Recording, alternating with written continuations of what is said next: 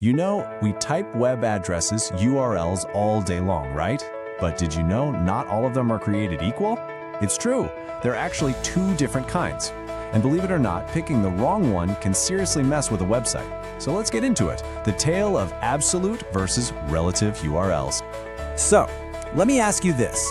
Do you think all web addresses are written the same way? I mean, they all kind of look the same at a glance. The short answer is nope. But the real story is in the why. Why are they different? And how does that tiny difference have such huge consequences for how a website actually works? So before we jump into the two different types, let's just do a quick refresher. What exactly is a URL? Well, it stands for Uniform Resource Locator, but all you really need to know is that it's just an address. It's the universal system for finding the exact spot of any file anywhere on the internet. The easiest way to think about it is like a street address for a house, right? You can't just tell a friend to come to my house. You need to give them the street, the city, the zip code. A URL is the exact same thing, but for a file on the internet. Your web browser needs that full address to find its way. Okay, but why are we even talking about this? Does it really matter? Oh yeah, it matters a lot. This is the critical part. If you use the wrong kind of URL, you can pretty much make your website invisible. Seriously. It can completely confuse search engines like Google, and if they can't figure out how to crawl your site, nobody's going to find you. Okay, time to meet our contestants. First up in the ring, we have the absolute URL. So what is an absolute URL?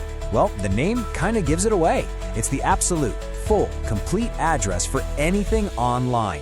It doesn't leave anything out. No room for guessing, no interpretation needed. Let's break it down piece by piece. First, you've got the scheme. That's just the fancy word for how you access it, like HTTPS. Next up is the server. That's the website's name, the www.whatever.com. Then you have the path, which is basically the folder it's in. And finally, the resource, the actual file itself. Look at this example. You can see all those parts in action. You've got the HTTPS, that's the scheme. You've got the www.tutorialspoint.com, that's the server. And you have the file, xyz.html. Everything the browser could possibly need to find that page is right there.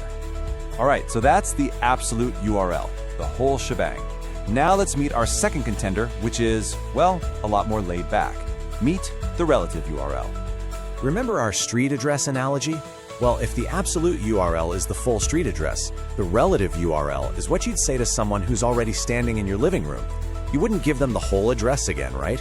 You'd just say, oh, the bathroom is just down the hall. That's a relative URL. And it works because it makes one really big but usually safe assumption, that the file you're looking for is on the exact same website you're already on. And because it assumes that, it gets to be lazy. It can just drop the whole HTTPS part and the domain name and just give you the path from where you are right now. So remember that long URL from before? The relative version, pointing to the exact same file, looks like this, just /xyz.html. That's it. It's short, it's clean, and all that other info is just gone. The browser doesn't need it because it already knows where it is. Okay, so we've met the players. Now it's time for the main event.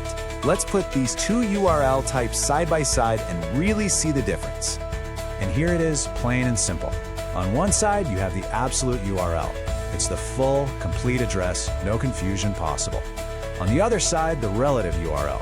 It's just a piece of the address, a shortcut that only works because it assumes you're already in the right neighborhood. It's literally the difference between 123 Main Street, Anytown, USA, and just pointing and saying, it's that house right there. Now, I know this might feel like we're getting into some pretty nerdy technical weeds here, but the real-world impact of this choice is massive. So let's talk about the so what. Why does this matter so much, especially if you're ever going to build or work on a website? It turns out, for building a really solid professional website, there are two huge reasons why you'll almost always want to go with absolute URLs. Reason number one, it messes with the bad guys. I'm talking about content scrapers. These are nasty little bots that go around the internet literally copying and pasting entire websites on their own shady domains. Now think about it. If your site is built with all relative links, a scraper can just download the whole thing and boom, all your links work perfectly on their stolen copy. But with absolute URLs, all the links still point back to your original site, which makes their life a whole lot harder. Reason number two is a huge deal for anyone who wants their site to actually show up on Google. We're talking SEO. Here's the problem. Search engines can sometimes see different versions of your site, like one with www and one without. If you use relative links, Google might think these are two separate websites that just happen to have the exact same content. And that's a big no-no. It can kill your rankings. Absolute URLs solve this completely. They always point to the one true correct version of your site, so there's never any confusion. And all of this really boils down to one simple idea, which someone put perfectly. The organization of your website's URL and internal links is crucial to how well it works. It's not just about being neat and tidy. It's about building a strong foundation for your site so that it works well for real people and for the search engines trying to understand it. So, there you have it, the tale of two URLs. Now that you know what to look for, I've got a little challenge for you. Next time you're browsing your favorite sites, take a peek at how their links are built.